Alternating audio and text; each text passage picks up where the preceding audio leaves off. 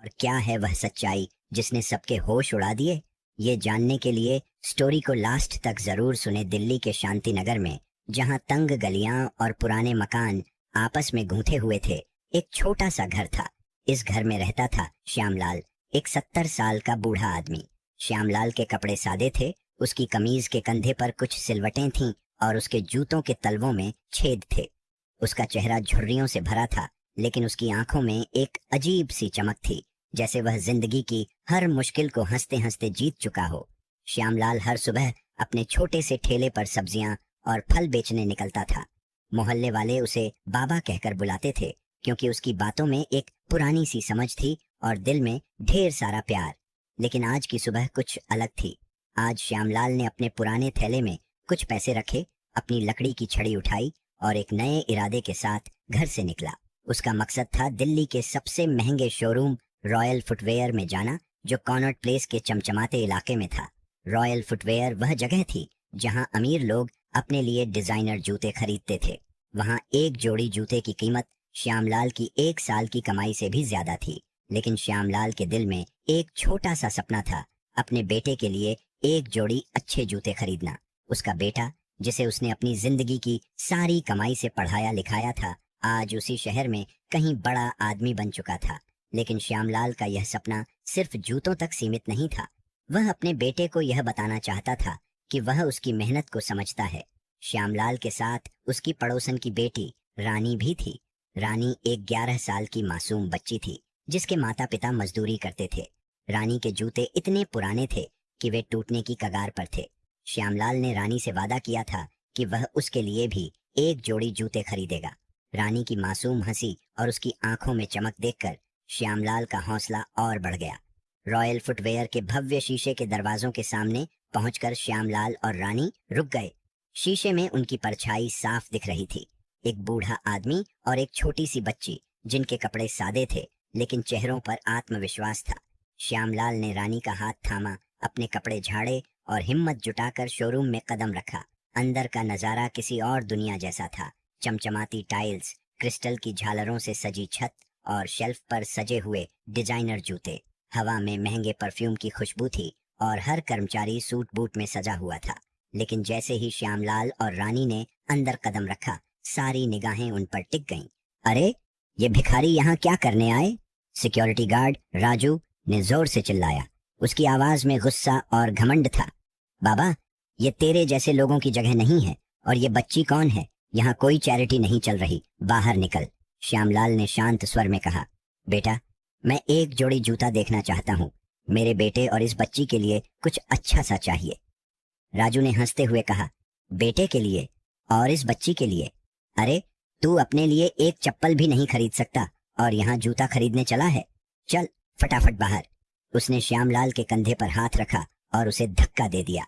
रानी डर के मारे श्यामलाल के पीछे छिप गई। शोरूम में काम करने वाले 2 कर्मचारी, समीर और प्रिया, यह सब देखकर ठहाके लगाने लगे। देखो, ये बूढ़ा और उसकी बच्ची, लगता है कोई फिल्म का सीन शूट करने आए हैं। समीर ने मजाक उड़ाया। प्रिया ने हंसकर कहा, बाबा, यहाँ के जूतों के दाम सुन लेगा तो बेहोश हो जाएगा। जा अपनी सब्जियां बेच। और ये बच्ची, इसे तो सड़क पर खेलना चाहिए। रानी की आंखों में आंसू आ गए, लेकिन श्यामलाल ने उसका हाथ थामकर उसे हौसला दिया। उसने फिर कहा, मैं पैसे लाया हूँ, बस एक जोड़ी दिखा दो, मैं चला जाऊंगा। लेकिन राजू का गुस्सा अब और बढ़ गया। पैसे लाया है? तू हमें बेवकूफ समझता है? अब तेरी ये हिम्मत निकालते हैं। उसने श्यामलाल के पीछे एक लात मारी और उसे दरवाजे की तरफ धकेल दिया। श्यामलाल गिरते गिरते बचा, लेकिन उसका थैला जमीन पर गिर गया। थैले से कुछ सिक्के और एक पुरानी तस्वीर बाहर गिर गई। तस्वीर में एक छोटा सा लड़का और एक जवान श्यामलाल मुस्कुराते हुए दिख रहे थे। रानी ने डरते डरते तस्वीर उठाने की कोशिश की, लेकिन समीर ने उसे छीन लिया। देखो, ये बूढ़े का खजाना। समीर ने हंसते हुए तस्वीर को हवा में उछाला। प्रिया ने उसे पकड़ा और मजाक में बोली, लगता है ये बूढ़ा कोई पुराना हीरो है। शोरूम में अब हंगामा बढ़ने लगा था। कुछ अमीर ग्राहक जो जूते देख रहे थे, यह तमाशा देखने रुक गए। कुछ लोग चुपके चुपके हंस रहे थे, तो कुछ को श्यामलाल और रानी पर तरस आ रहा था। लेकिन राजू, समीर और प्रिया का मजाक थमने का नाम नहीं ले रहा था। देखो, इस बूढ़े का थैला, इसमें क्या 2-4 सिक्के होंगे? समीर ने हंसते हुए कहा। उसने तस्वीर को फिर से उछाला और प्रिया ने उसे पकड़ लिया। बाबा, ये तस्वीर किसकी है? कोई पुरानी फिल्म की शूटिंग की यादगार? प्रिया ने मजाक उड़ाया। बेटा, वो मेरी तस्वीर है, उसे वापस कर दो, श्यामलाल ने धीमी आवाज में कहा, लेकिन उसकी आवाज हंसी के शोर में दब गई। रानी ने रोते हुए कहा, प्लीज मेरे बाबा को छोड़ दो, हम चले जाएंगे। तभी शोरूम के पीछे से एक सख्त आवाज गूंजी। ये क्या तमाशा हो रहा है? आवाज थी शोरूम के मैनेजर विक्रम मल्होत्रा की। विक्रम एक नौजवान था जिसके चेहरे पर आत्मविश्वास और आंखों में तेज था। वह अपने काम में बहुत सख्त था और शोरूम की हर छोटी बड़ी बात पर नजर रखता था। उसने देखा कि एक बूढ़े आदमी और एक छोटी बच्ची को उसके कर्मचारी अपमानित कर रहे थे और उसका गुस्सा 7वें आसमान पर था। राजू, समीर, प्रिया, ये क्या बदतमीजी है? विक्रम ने गुस्से से पूछा। राजू ने जल्दी से सफाई दी। सर, ये बूढ़ा और ये बच्ची यहाँ जूता खरीदने के बहाने आए थे। हमने इन्हें समझाया कि ये जगह इनके लिए नहीं है, लेकिन ये सुनते ही नहीं। विक्रम ने श्यामलाल और रानी की तरफ देखा। उसकी नजर बूढ़े के चेहरे पर पड़ी और एक पल के लिए वह ठिठक गया। उसने तेज कदमों से श्यामलाल के पास जाकर जमीन पर गिरी तस्वीर उठाई। तस्वीर को देखते ही उसकी आंखें चौड़ी हो गईं। उस तस्वीर में वह छोटा सा लड़का, वह खुद विक्रम था। बाबा, विक्रम के मुंह से बस यही शब्द निकला। शोरूम में सन्नाटा छा गया। राजू, समीर और प्रिया के चेहरे सफेद पड़ गए। विक्रम ने श्यामलाल को गले से लगा लिया। उसकी आंखों में आंसू थे। बाबा, आप यहाँ और ये लोग आपके साथ ऐसा सलूक कर रहे हैं? उसकी आवाज में दर्द और गुस्सा दोनों थे।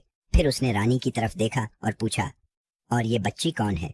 श्यामलाल ने शांत स्वर में कहा, बेटा, ये रानी है, मेरी पड़ोसन की बेटी। मैं इसके लिए और तेरे लिए एक जोड़ी जूता लेने आया था। तुझे हमेशा अच्छे जूतों का शौक था ना? सोचा इस बार तेरे जन्मदिन पर तुझे एक अच्छा सा जूता दूंगा। और रानी के जूते टूट गए हैं तो इसके लिए भी कुछ अच्छा सा चाहिए। विक्रम की आंखों में आंसू आ गए। उसने शोरूम के कर्मचारियों की तरफ देखा और कहा, ये मेरे पिताजी हैं। इन्होंने अपनी जिंदगी मुझे पढ़ाने और बड़ा करने में लगा दी। मैं आज जो कुछ भी हूँ इनकी वजह से हूँ, और तुम लोग इनका अपमान कर रहे हो, और इस मासूम बच्ची का। राजू, समीर और प्रिया के पास कोई जवाब नहीं था। वे शर्मिंदगी से सिर झुकाए खड़े थे। विक्रम ने श्यामलाल और रानी को शोरूम के सबसे आरामदायक सोफे पर बिठाया और कहा, बाबा, आप और रानी जो चाहें वो जूता आपका। ये शोरूम आपका है। श्यामलाल ने मुस्कुराकर कहा, बेटा, मुझे कोई जूता नहीं चाहिए। मैं तो बस तुझे देखने आया था, और रानी के लिए एक जोड़ी अच्छे जूते दे दे, बस वही काफी है। लेकिन कहानी में अभी एक और मोड़ बाकी था।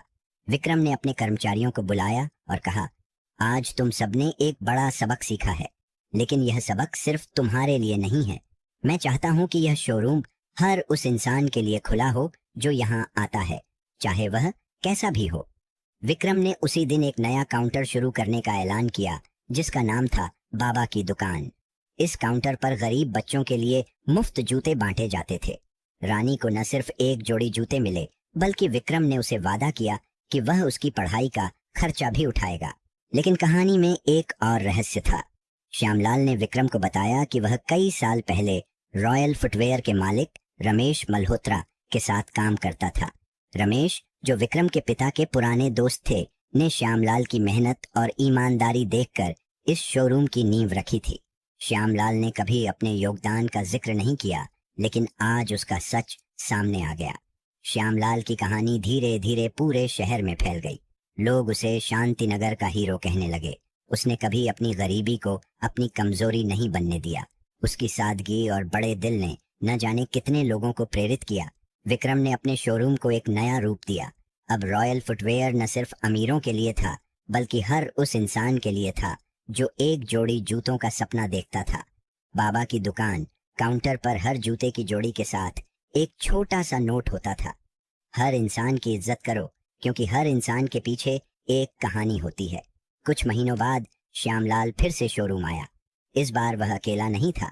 उसके साथ रानी और मोहल्ले के कई बच्चे थे जिनके जूते पुराने थे।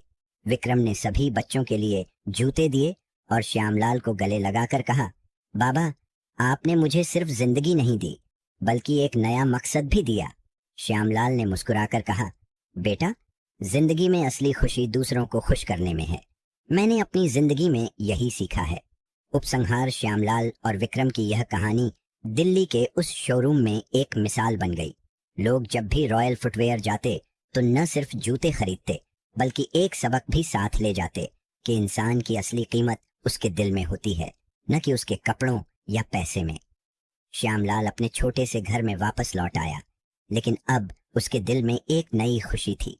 उसने अपने बेटे की सफलता देखी थी और उसने यह भी देखा था कि उसका छोटा सा सपना अब न जाने कितने बच्चों के सपनों को पूरा कर रहा था।